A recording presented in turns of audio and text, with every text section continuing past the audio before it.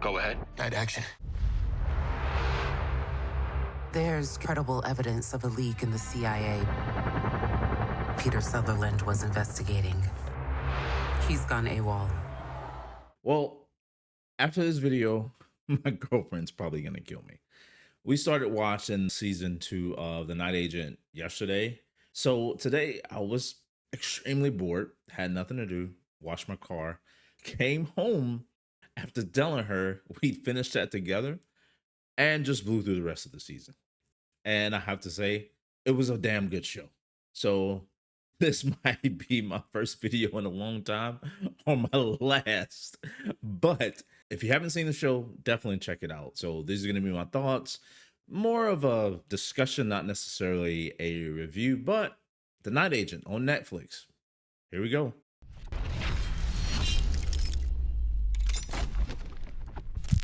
So after watching the first season last year, based off of my girlfriend's recommendation, the show really caught me. I'm not one for the spy type of shows, but that's her thing. That's definitely her wheelhouse.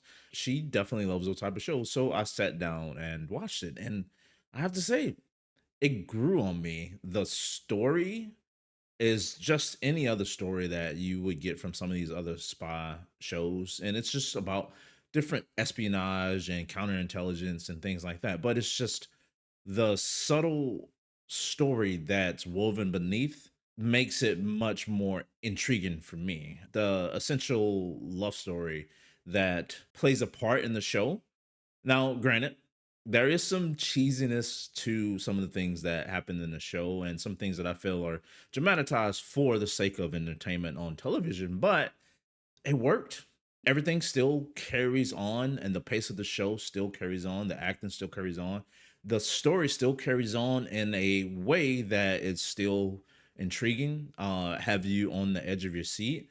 And just when you think something can't go wrong or something is okay, they throw another monkey wrench in the plan, and it continues to grow and grow and grow into a really compelling story. Season 2 was only 10 episodes, and I'm already intrigued for what season 3 is gonna bring. The show starts off with just like any other generic spy show where you have the general agent who is essentially new to the team, new to the industry, new to the field, gets thrown in over his head and he has to adapt. And he meets the young lady along the way, Rose.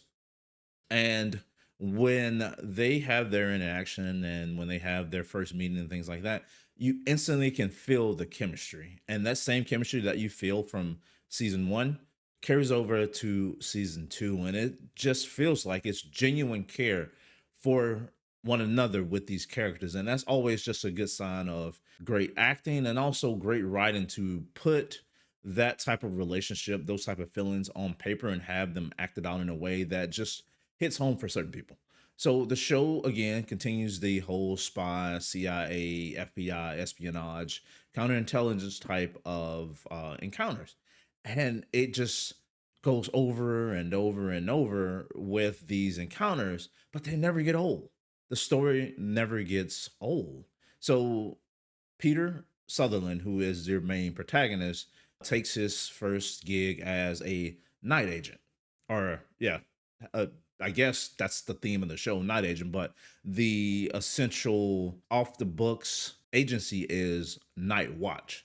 So he takes his first gig as a night agent for the Night Watch, and in a sense, it goes south.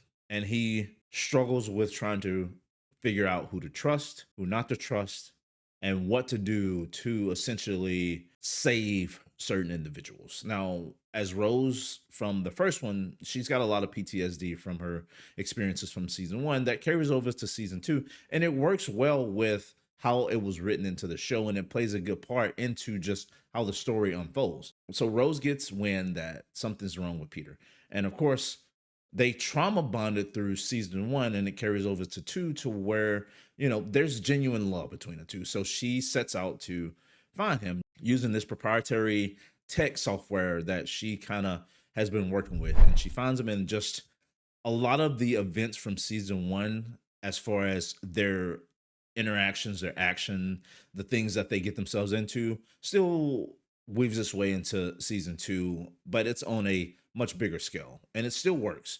The chemistry still works. The communication and interaction between Peter and Rose just still works. And it, to me, sets itself apart from some of the other spy shows out there. Kind of like The Blacklist and Jack Ryan. Some of those shows just don't feel so generic. And I would say this one doesn't feel generic like some of the other ones. And with how the story unfolds, you start to root for the relationship for them to thrive. But in reality, with the way his job is, it's going to be almost damn near impossible for him to have a relationship with this young lady. But as an audience member, you want it to work out. The story just works in a way that doesn't seem so far fetched out of reality because of just how it's written, because of what Rose brings to the table as far as her intelligence and things like that. And it just fits and it works. Now, as you go through season 2, there's some ups and downs and some new people get introduced, some new characters get introduced, and it doesn't feel overly bloated. Everybody has a small sector of backstory that you get to know as the audience member. It's enough that you feel for these characters, and it's enough that you root for them as well. They didn't put in certain things for characters that just overly complicate these things. They kept it short, they kept it sweet, and they had the important things that made you as an audience member care for these characters.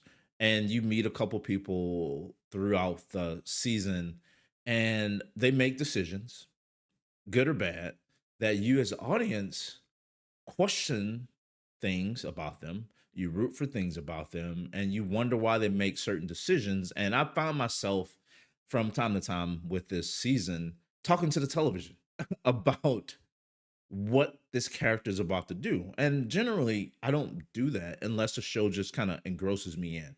And this one did. As an audience member, and you guys could probably relate to that, when you get so engrossed in the character, the writing, the story itself, the world that's being built, you feel a part of it and you find yourself talking to the television, talking to these characters about the decisions that they're making. And I did it a lot, especially in probably the last 4 episodes of the season. How it ends as I expected, but it left the door open for what I want to see from season 3, or it left the intrigue level for season 3 at a high state for me. If you haven't seen it, it's on Netflix. It's 10 episodes. They're about an hour long, and you can pretty much blow through them in a day or two, just like I did. And I thoroughly enjoyed it. So again, this is my first video on this particular show, but depends on how my girlfriend takes the news that I finished it without her. It might hopefully not be my last, but if you haven't seen it, I definitely recommend checking it out. Until next time, guys, my name's Lincoln. This has been the RPG Show. Like, comment, sub, and I'm out. Peace.